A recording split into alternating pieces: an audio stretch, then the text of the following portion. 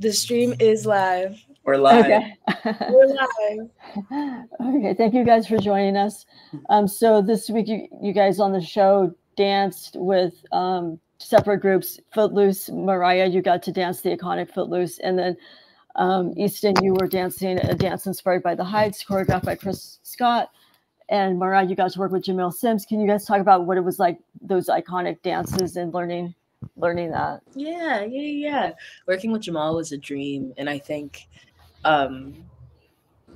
it is such a cool thing to be involved with this new sort of like spin on Footloose and what that is. And we all had very specific characters, and it was Frankenstein based, and there were a lot of different elements that culminated in order for it to be a different iteration of Footloose. And it was just a lot of fun. It's not every day that you get to play with characters so heavily and flip things on their heads so extremely. So yeah, it was so cool, and I love dancing with Anthony and Dakayla, and yeah, I had the time of my life. It was great.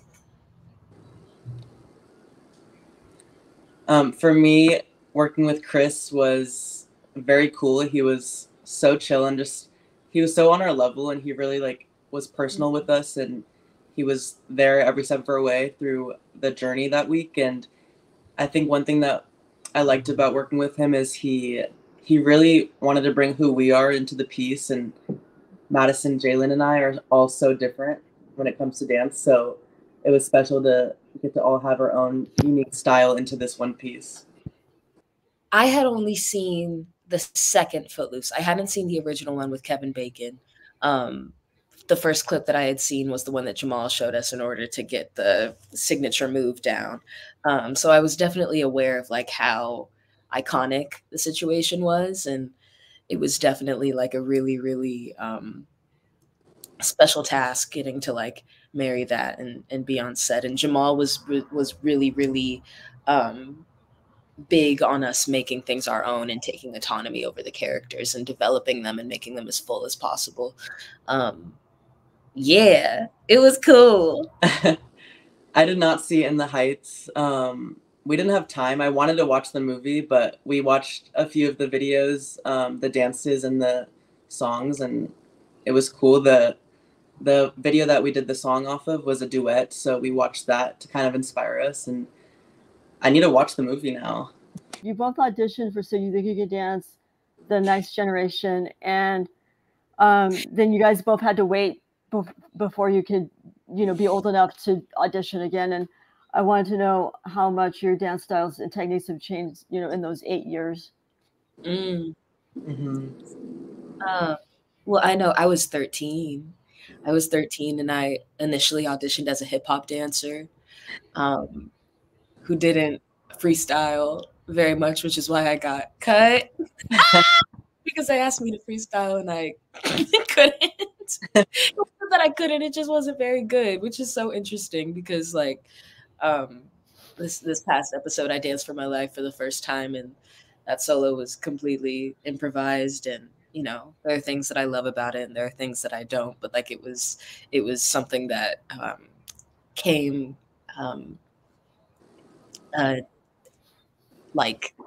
naturally and innately from me. And it's really nice to, and I talked about this a lot, and it's a large reason why I auditioned is I remember how I spoke to myself when I was 13 and what I thought about myself and what I thought my capabilities were. And I just wasn't very kind. But I'm 21 and I have the awareness and the care for myself that I wish I had at that time. And I could take care of myself through processes like this. And I can honor my artistry through processes like this in a way that I couldn't when I was young and auditioning for Next Generation. And so in that way, this entire process has been such catharsis and such meeting of my inner child. It's been a way to make amends to the version of me who put themselves out there. It's scary, and Easton knows. We were tiny. We were tiny. I was 9. Little. We had no idea what we were going into, and going into it now, being 19, 21, you know, we Yeah. had more of an idea of it. We've grown up watching the show, so it was definitely very different going into it now than going into it when we were little, and we were very naive and just doing it for fun, and we were excited. It was a show that we watched and our parents watched, and to get to do it at a young age, like, was just so exciting. And I had no idea what to expect. I had no expectations at all. I just wanted to be there and see the judges and be on that stage. So it was very different from being 9 to going into it now, 10 years later. Who are some of the So You Think You Can Dance past contestants that you've looked up to and that have inspired you both to audition for the show twice? I definitely, there's a lot that come to mind. Comfort specifically was someone that I was able to like identify myself with visually, which I'm from Albuquerque, New Mexico, and you know I didn't really grow up around people who look like me. I didn't really dance with people who look like me. So seeing Comfort and seeing the type of artistry that she displayed, like also like a while ago, like season 4 was like some time ago, and I think that like the type of artistry and the type of vulnerability that Comfort was able to access was not something that was commonly found. And I'm so endeared to everything that she's like set forth. Melanie Moore is also one that I love, and whose like tangible strength I tried to channel through the process being on the show.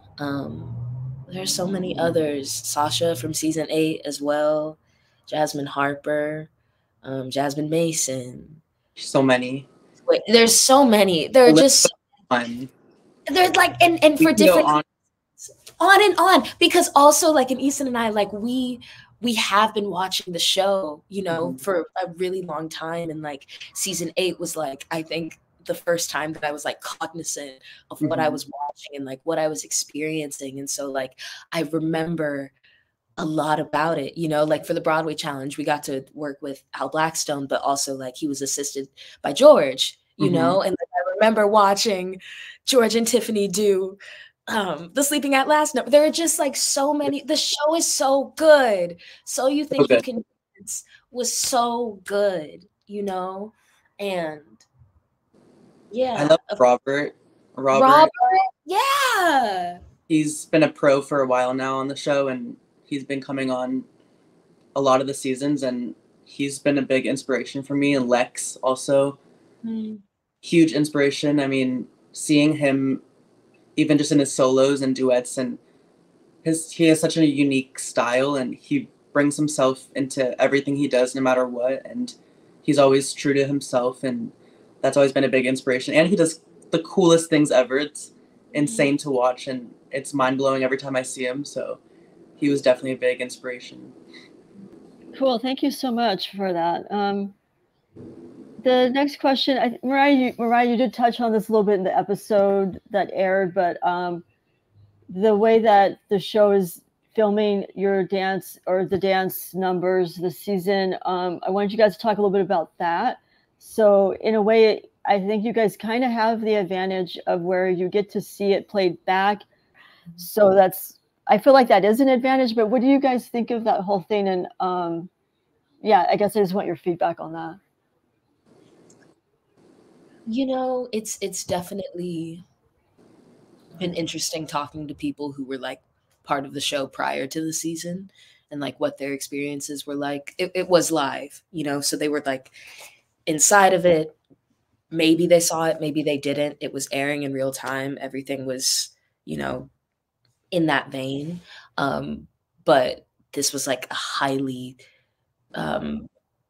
produced season of the show, and that requires like a lot of like time and planning, and things are documented, you know, like our challenges, and they're shown to us in a very specific way. I know for me, like in general, and I think a lot of artists do, I don't have like the easiest time.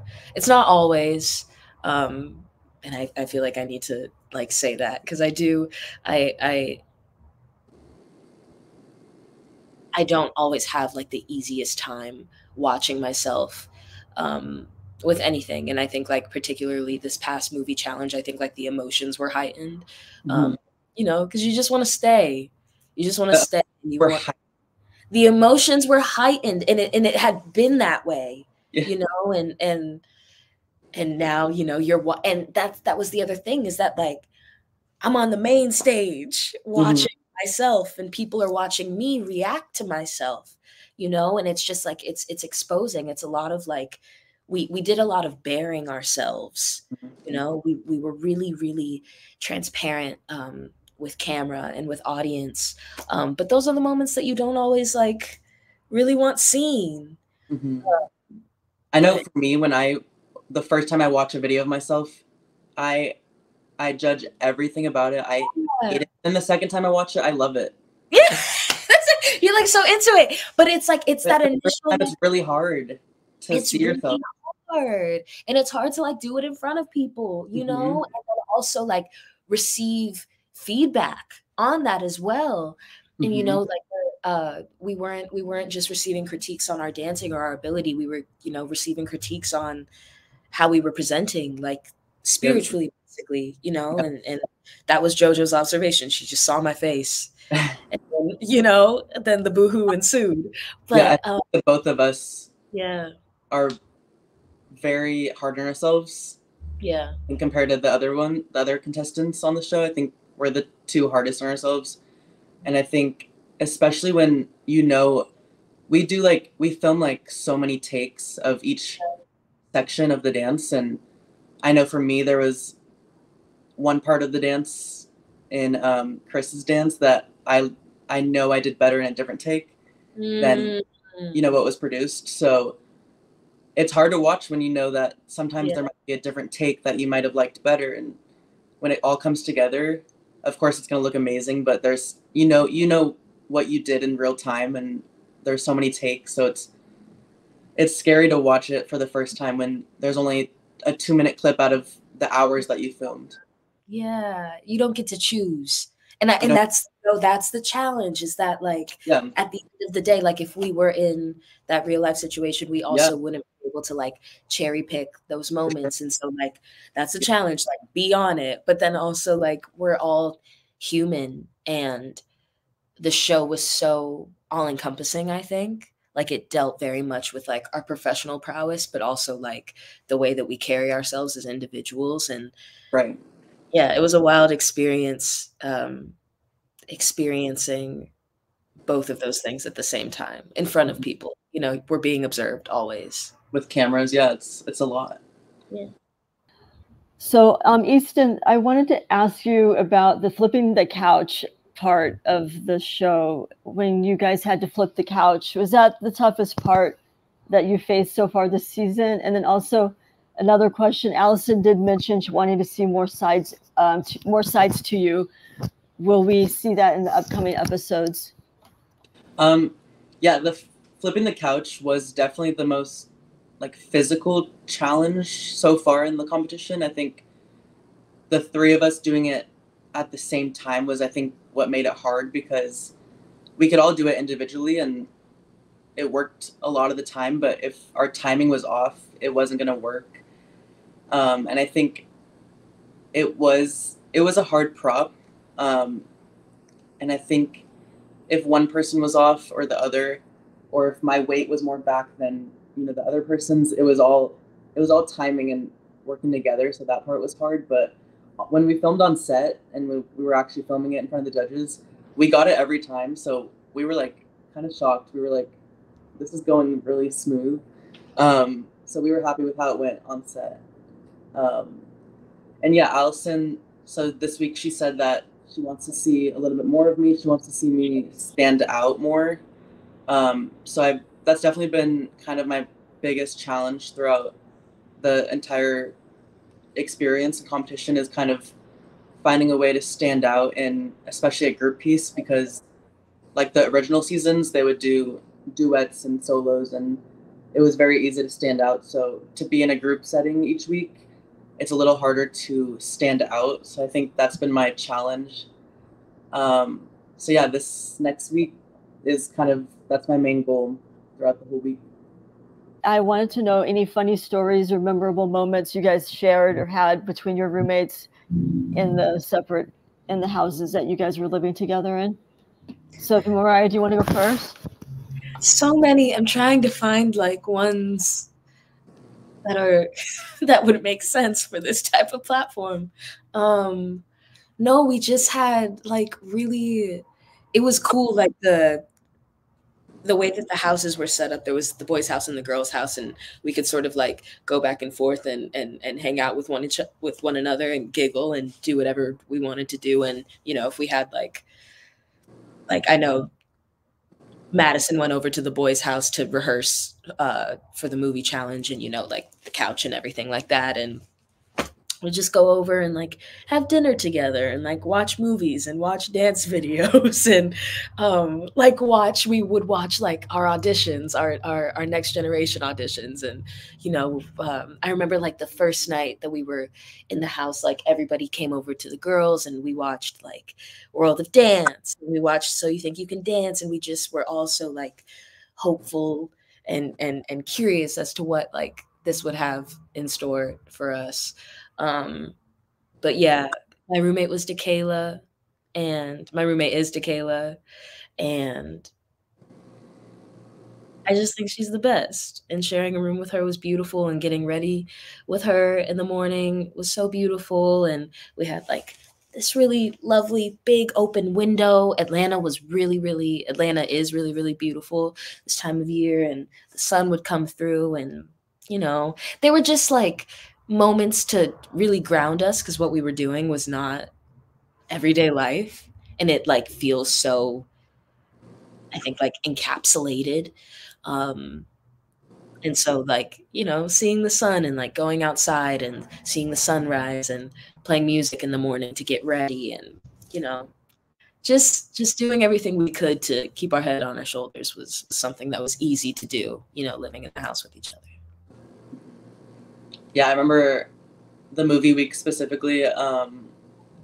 Jalen, Madison, and I were practicing, and we were practicing not the couch flip, but just the other choreography on the couch, and it fully just broke as we were rehearsing. The bottom of it just literally shattered.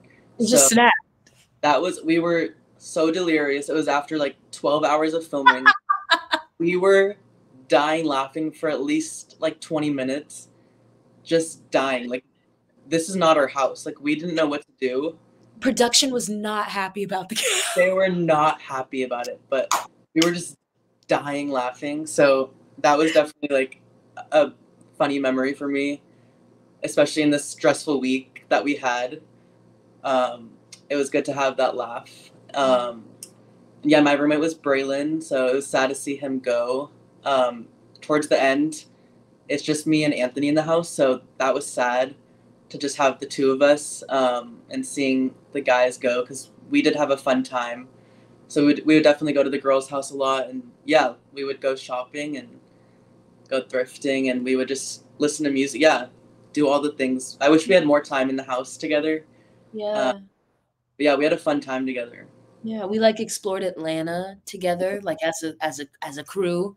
You know, we would just walk the streets and we would shop and eat, and yeah, it was cool because like we would be friends otherwise, you know, Oh, yeah. like outside of this experience, and we are friends, and so like it was really, we had like a really great group of individuals to like, Yeah. you know, And I walk. think the good thing about this top 10 is we were all fans of the show.